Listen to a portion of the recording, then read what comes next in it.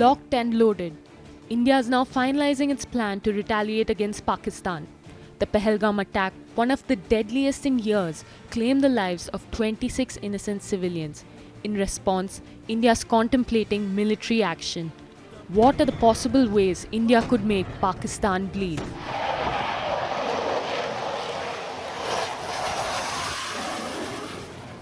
India could use Rafale and Mirage 2000 fighter jets to carry out precise airstrikes.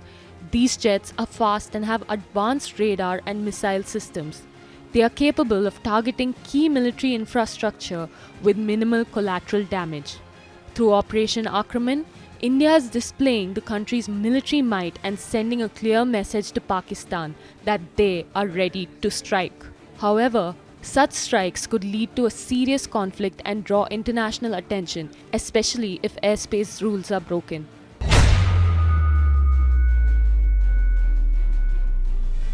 Pakistan's suspension of the Shimla Agreement shows it no longer respects the line of control.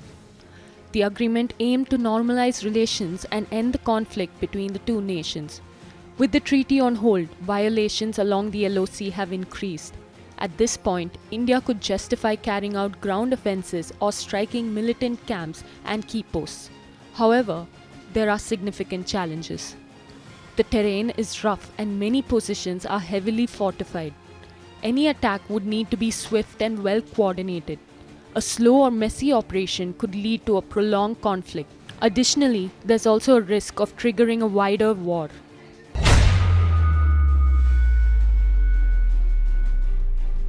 India could carry out surgical strikes similar to the one conducted in 2016 after the Uri attack. There is also an increasing pressure from the Indian public for a stronger response. However, the challenge is that a surprise attack is now unlikely as Pakistan is on high alert. Without the element of surprise, the strategic advantage would be lost. To ensure success, surgical strikes now require meticulous planning and precise real-time intelligence.